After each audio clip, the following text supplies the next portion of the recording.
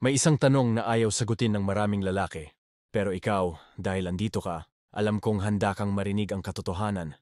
Ano ba talaga ang hindi dapat ginagawa ng isang tunay na lalaki sa babaeng gusto niya? Hindi yung papogi.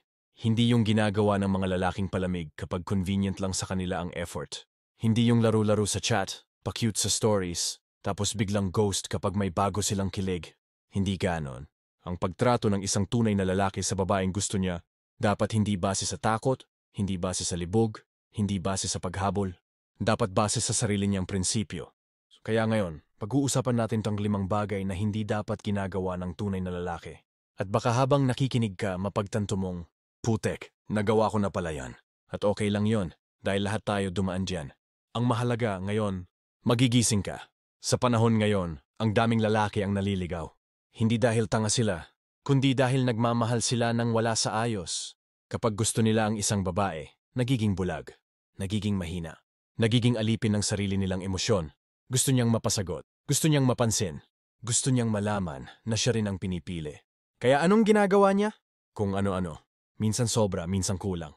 Minsan tama ang intensyon pero mali ang galaw. At yan ang problema. Hindi dahil wala kang puso, kundi dahil hindi mo alam kung paano gamitin ang puso mo nang hindi sinasagasaan ang sarili mong dignidad. Ang tunay na lalaki. May lambing, oo. Pero may backbone din? May puso, oo. Pero may prinsipyo. At kapag gusto niya ang isang babae, hindi siya nawawala sa sarili. Pero ikaw, handa ka na bang marinig yung 5 bagay na yon? Hintayin mo muna. Kasi bago tayo pumunta doon, kailangan mo munang maintindihan ito, ang babae hindi mo makukuha sa porma. Hindi sa GCash. Hindi sa Good Morning Miss Beautiful. Hindi sa pagiging 24/7 available. At lalong hindi sa pangungulit. Hindi mo rin kailangan magpakabait ng sobra o magpakasungit para magmukhang mysterious. Ang pinakaayaw ng babae, yung lalaking hindi alam paano magdala ng sarili. Kaya kapag nagkamali ka ng isa sa 5 bagay na to, hindi niya basta-basta mapapansin, pero mararamdaman niya. At pag naramdaman niya, wala. Mawawala ka sa pagsusulat ng storyline niya. Hindi ka villain, hindi ka hero, hindi ka supporting character, hindi ka cameo. Wala. Side note ka lang. Tahimik. Hindi mahalaga. Kahit gusto mo siya ng totoo. At mas masakit yon kaysa sa friendzone. Kasi paano kung ikaw na sana? Pero mali ang galaw mo? Ngayon pakinggan mo to. Kwento ko sa'yo si Ramon. Isang simpleng lalaki. Masipag, marangal, hindi perpekto pero may mabuting puso. May nakilala siyang babae sa trabaho, si Elena. Maganda, matalino, warm. Alam mo yung babaeng hindi mo sinasadya pero biglang naging highlight ng araw mo? Ganun siya. Una, kalmado si Ramon. Normal ang usapan nila. Natural. Walang arte. Pero nang tumagal, ayun na. Nahulog. Gusto na niya. At doon na nag-start magbago ang galaw niya. Isang gabi, habang kausap namin siya, napansin kong kakaiba na siya. Parang may kung anong pangungulit sa boses niya. Sabi niya, "Brod, bakit parang may iba na siyang kausap? Bakit hindi na gaya ng dati yung reply? Bakit hindi na ako priority?" Hindi ko agad sinagot. Pinabayaan ko siyang magsalita. Nakita ko sa kanya yung ginagawa ng maraming lalaki kapag sobrang nagugustuhan nila ang babae. Nagiging desperate. Konting scene, panic. Konting delay ng reply, parang end of the world. Hindi na siya nagpapakita ng sariling identity. Para sa kanya, basta masaya si Elena, okay na. Kahit siya, hindi. Humihingi na siya ng assurance kahit hindi pa sila. Nagpaparamdam siya ng sana ikaw na, sana tayo. Pero hindi pa nga nag-uumpisa. Nakakalimutan na niya kung sino siya bago dumating ang babae. Yung dating taong may pangarap, naging taong may pag-aalala. At ito ang pinakamalupit. Sinakripisyo niya ang sarili niyang respeto para lang sa pag-asa. Umasa siya kahit wala namang pinanghahawakan. Nagbigay siya ng sobra kahit hindi hiningi. Nagpresenta ng sarili kahit hindi sinisipot. Hindi niya napansin. Pero habang ginagawa niya yon, unti-unti siyang nawawala sa sarili. Ginagawa mo rin ba yon? Ganito ang katotohanan. Ang babae, hindi nawawala dahil hindi ka mabait. Nawawala siya kapag nakikita niyang nawawala ka sa sarili mo. Ang tunay na lalaki, hindi niya ginagamit ang babae para punan ng kulang sa kanya. At lalong hindi niya sinasakripisyo ang dangal niya sa pag-asang mapili siya. Hindi ganun ang pag-ibig. Hindi ganun ang respeto. Hindi ganun ang pagiging lalaki. Sa Stoicism, may isang aral na lagi kong binabalikan. Control what you can. Detach from what you cannot. Stand firm in who you are. Hindi ito tungkol sa pagtapang-tapangan. Hindi ito pagiging cold, being unbothered, or pagiging walang pake. Ang Stoicism ay pagiging present sa sarili. Hindi alipin ng emosyon. Hindi hostage ng takot. Hindi bulag sa pag-ibig.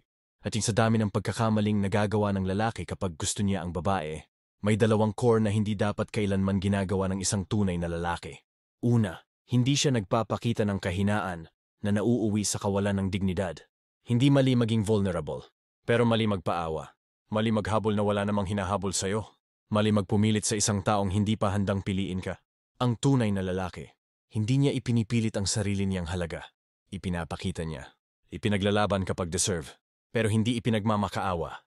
Ikalawa, hindi niya binibigay ang buong mundo sa babaeng hindi pa naman hinahawakan ang kamay niya. Ayaw ng babae ng lalaking ibinibigay ang sarili ng walang kapalit. Ayaw ng babae ng lalaking inuuna siya higit sa sarili niya, lalo na kung hindi pa sila. Ang tunay na lalaki marunong magbigay, pero marunong ding magtira para sa sarili. Sapagkat kung ibibigay mo ang lahat ng hindi mo pa alam kung gusto ka niya, wala kang nilalabanan kundi sarili mong ilusyon. Ngayon tatanungin kita, handa ka bang makita ang sarili mo sa kwentong to? Dahil baka hindi lang ito kwento ni Ramon. Baka kwento mo rin. Baka kwento natin lahat. Kasi ganito yan. Kapag gusto mo ang isang babae, napakadaling maging mali. Hindi dahil masama kang tao, kundi dahil mabait ka. Mas gusto mong bigyan kaysa tumanggap. Mas gusto mong unahin siya kaysa sa sarili mo. Mas gusto mong maramdaman mong mahalaga ka sa kanya kaysa sa pagiging totoo kung mahalaga ka ba talaga. At dito pumapasok yung tatlong pinakamalalang pagkakamali. Hindi halata, hindi lantad, pero unti-unting kumakain sa pagkalalaki mo. Nakakabit sila sa kung paano ka magmahal, sa paano ka maghintay, sa paano ka magdesisyon, sa paano ka nasasaktan kahit hindi ka naman sinasaktan ng harapan. Ngayon, pakinggan mo to. Isang araw, sinabi sa amin ni Ramon, "Bro, napapaisip ako, baka ako yung problema." At doon ako natahimik. Kasi alam ko, hindi siya ang problema. Pero siya ang gumagawa ng problema para sa sarili niya. Bakit? Dahil sa tatlong bagay na ito na siguradong nagawa mo na rin. 1. Hindi dapat mag-overthink na para bang umiikot ang buhay mo sa response ng isang tao. Hindi niya sinabi ng diretsyo pero halata sa kanya. Isang gabi habang magkakasama kami tiningnan niya ang phone niya. Mula 8 p.m. hanggang halos 11 p.m. Wala namang message. Wala namang rason. Pero hindi niya binibitawan yung cellphone. Alam mo yung feeling na yon? Yung bawat tunog ng notification parang heartbeat mo? Yung kapag wala kang natatanggap, may biglang lungkot. Tapos pag may nag-message pero hindi siya, parang umikot ang mundo mo pababa? Ganon siya. Hindi niya napansin. Pero sa sobrang pag-overthink niya, hindi na siya nag-iisip. Nag-a-assume na lang. At tandaan mo to, kapag nag-a-assume ka, hindi ka nagmamahal. Umaasa ka. At ang pag-asang hindi nakaangkla sa katotohanan, nagiging delusyon. Hindi dapat umiikot ang mundo ng lalaki sa babae. Sa sarili mo dapat umiikot ang mundo mo. At kapag tama ang orbit mo, kusa siyang hihila pabalik sa'yo. Hindi dapat magpapakain sa takot na mawala siya. Ito ang isa sa pinakamalalim na sugat ng maraming lalaki. Takot siyang mawala yung babaeng gusto niya. Pero hindi niya tinatanong, nawawala rin ba ako sa sarili ko? Si Ramon, grabe ang takot niya. Takot siyang magkamali. Takot siyang hindi mapili. Takot siyang may mas gustuhin itong iba. Takot siyang hindi enough. Kaya ano ang nangyari? Nag-iba ang kilos niya. Naging masyadong mabait. Masyadong available. Masyadong forgiving. Masyadong accommodating. Hindi niya napansin. Pero yung takot niya ang gumawa ng desisyon para sa kanya. At tandaan mo to, ang lalaking natatakot mawalan, palaging talo. Ang lalaking hindi natatakot umalis, palaging may respeto. Stoic rule. You can love deeply, but you must never cling. Ang pagkapit ay hindi pag-ibig. Takot yon. At walang babae ang nagmamahal sa lalaking puno ng takot. Naawa lang sila. At mas masakit yon. 3. Hindi dapat nilalaglag ang sariling prinsipyo para lang magustuhan siya. Ito ang pinakalason sa lahat. Kasi minsan, hindi mo napapansin. Hindi mo sinasadya. Pero ginagawa mo. Si Ramon, dati siyang lalaki na may boundaries. Hindi nagpapautang kapag alam niyang abuso. Hindi nagpapautang ng oras sa mga taong hindi marunong bumalik. Hindi nagpapaikot ng sarili para sa ibang tao. Pero dumating si Elena, at biglang lahat ng prinsipyo niya natunaw. Kung dating hindi ako magpapatext kung madaling araw, naging, sige lang basta okay ka. Kung dating hindi ako magsi-crush sa babaeng may kausap ng iba, naging, kahit may manliligaw siya baka ako rin. Kung dating hindi ako magbibigay ng sobra, naging, bahala na basta maramdaman niyang mahalaga siya. Hindi niya alam, pero unti-unti niyang nilalabag ang sarili niyang mga paniniwala. At kapag lalaki ang lumalabag sa prinsipyo niya, hindi babae ang nawawala. Siya. At tandaan mo to, kapag ang lalaki nagbago ng prinsipyo para sa babae, hindi niya talaga gusto yung babae.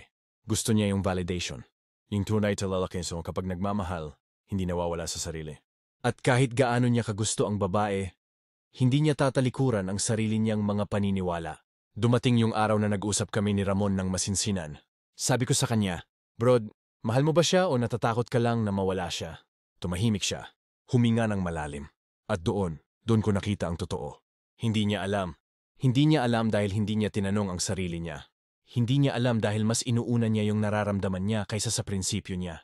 Hindi niya alam dahil mas takot siyang masaktan kaysa maging totoo.